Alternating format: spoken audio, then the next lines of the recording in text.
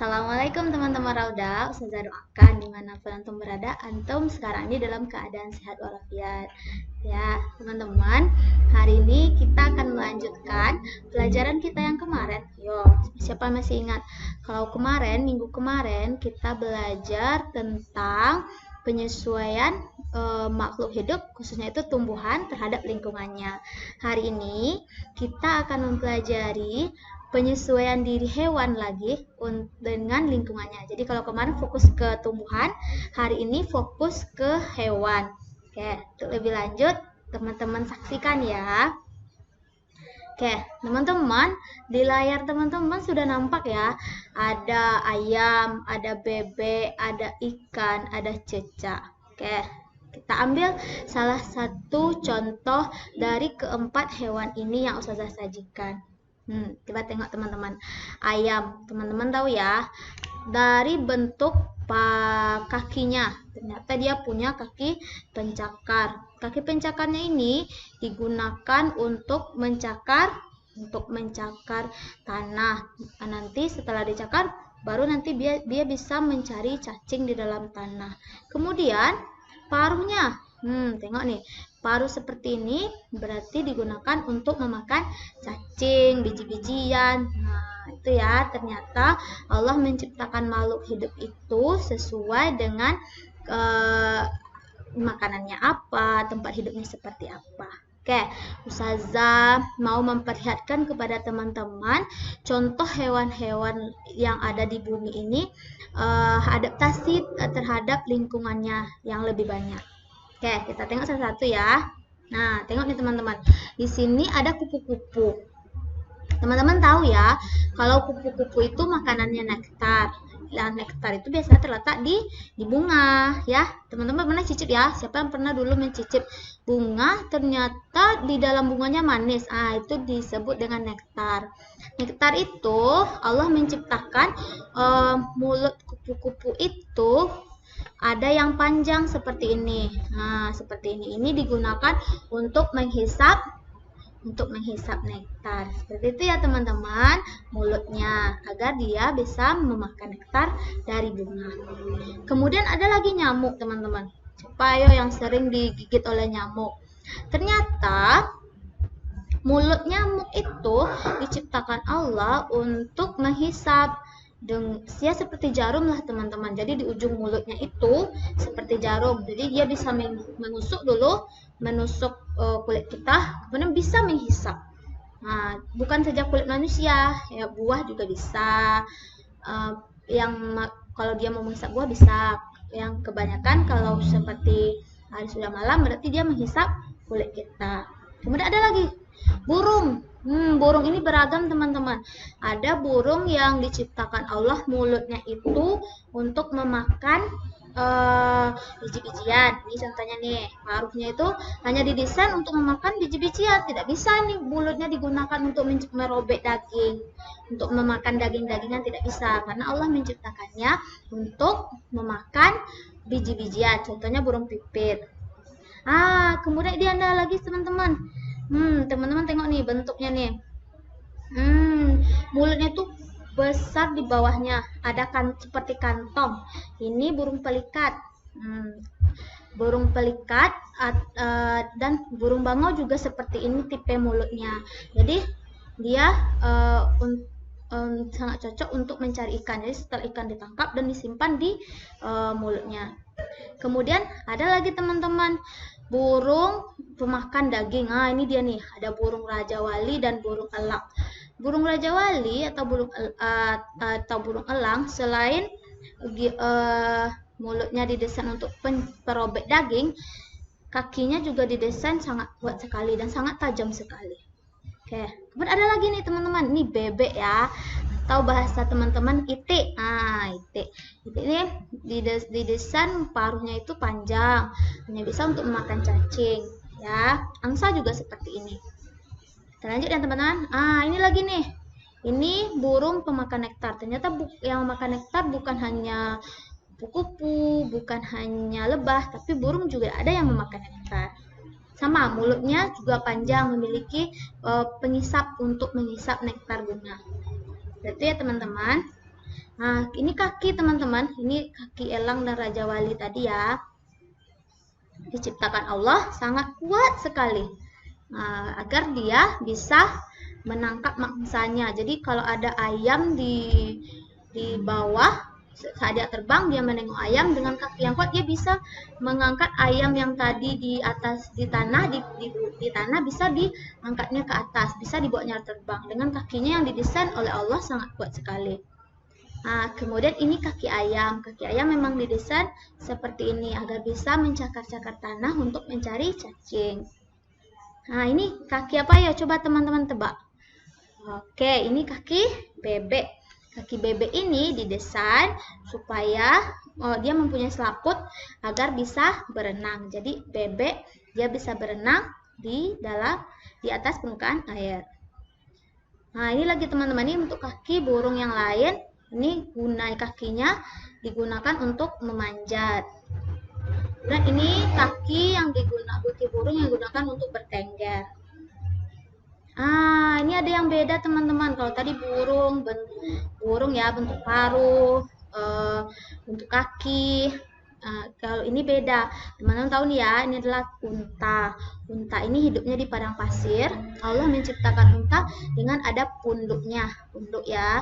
Ini untuk penyimpanan cadangan air. Jadi walaupun dia hidup di tempat kering, dia mempunyai tempat untuk menyimpan cadangan air yang lebih banyak. Beda dengan kita, kalau kita tidak ada punduk, saat kita merasa haus. Tapi kalau unta, dia punya cadangan air di dalam tubuhnya sendiri dengan adanya punduk. Oke teman-teman. Oke, kita lanjut ya teman-teman. Tadi kita sudah mempelajari penyesuaian diri makhluk hidup dengan lingkungannya. Kalau sekarang kita akan lebih pelajari lagi penyesuaian diri hewan untuk mempertahankan dirinya. Apa saja sih yang dimiliki hewan untuk mempertahankan dirinya? Oke, yang pertama itu ada mimikri teman-teman. Mimikri ini perubahan warna kulit seperti lingkungannya. Jadi dia bisa berubah. Misalnya kalau saat dia hinggap di daun warna hijau, maka kulitnya akan berubah jadi warna hijau. Kalau dia hinggap di batu, maka waktu yang warnanya hitam, maka kulitnya akan berubah menjadi hitam. Ini apa? Ayo coba tebak.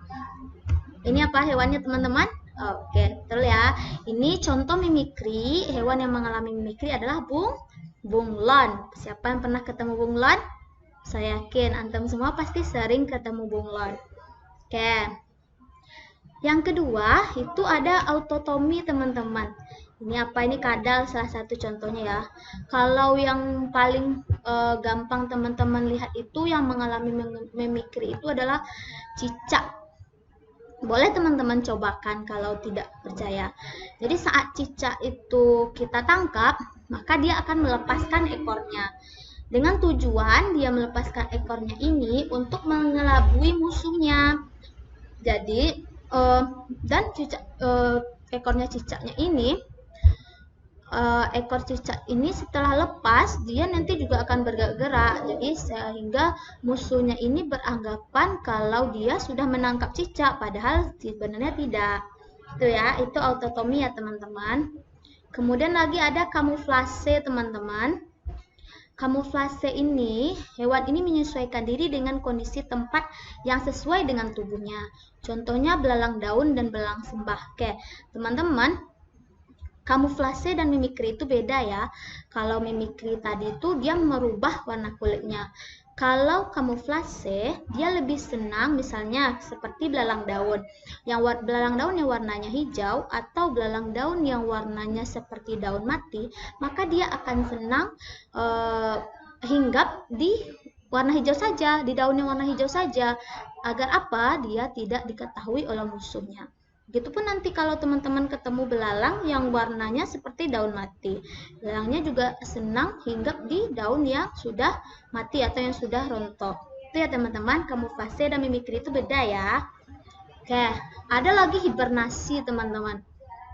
Kalau teman-teman itu namanya dia ada waktu tidur yang panjang. Jadi hibernasi itu dia terlelap tidur selama musim dingin. Untuk apa? Supaya untuk menghemat energi. dan untuk mempertahankan dirinya dari suhu yang rendah. Oke, teman-teman, hibernasi. Ini lagi ada nih.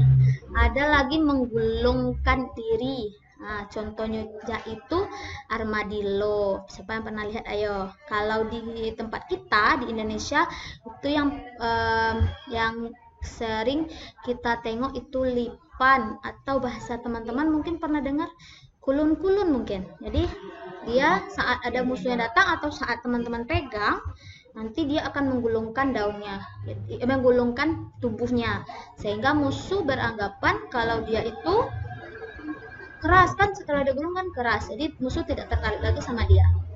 Oke, itu ya teman-teman, menggulungkan diri. Nah, ini teman-teman, kira-kira kalau dari gambar ustazah ini, ya ini gambar apa ini? Ini gambar sapi. Kira-kira apa yang dimiliki sapi ini untuk mempertahankan dirinya? Ayo. Oke, benar ya teman-teman ya.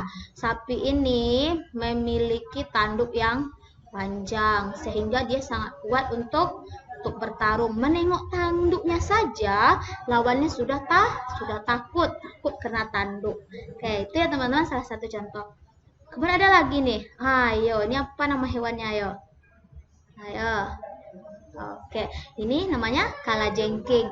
Kalajengking ini, siapa yang pernah disengat oleh kalajengking? Kalajengking ini teman-teman, dia mengeluarkan bisa. Jadi dia mengeluarkan bisa untuk mempertahankan diri dari musuhnya. Bukan jahat kalajengkingnya ya, tapi itu salah satu cara kalajengking untuk bertahan dari musuhnya. Apalagi yang mirip dengan kalajengking? Ada ular. Oke, ada ular ya teman-teman yang mirip dengan kalajengking. Dia mengeluarkan bisa untuk mempertahankan diri dari musuhnya. Oke. Itu sekian materi dari Ustazah teman-teman. Semoga teman-teman paham. Jadi, dalam kehidupan kita ini Allah menciptakan makhluk hidup itu untuk mempertahankan dirinya dari musuhnya dan mempertahankan diri dari lingkungannya. Misalnya seperti tadi ada unta, kemudian ada kaki burung, paruh burung, kaki ayam, ikan yang didesain khusus oleh Allah agar dia bisa bertahan di lingkungannya, baik lingkungannya asin, asam, pasir, gurun pasir, dia bisa bertahan hidup. Kemudian Allah menciptakan lagi ada yang dikeluarkan oleh hewan tersebut agar bisa mempertahankan diri. Apa contohnya? Seperti ular tadi, dia mengeluarkan bisa, seperti kalajengking mengeluarkan bisa. Kemudian ada hewan yang bisa merubah warna kulitnya. Ya teman-teman ya, semoga teman-teman paham. Saksikan video Ustazah ini sampai habis ya. Kalau teman-teman rasanya ragu, boleh kontak Ustazah ya. Sekian teman-teman, assalamualaikum.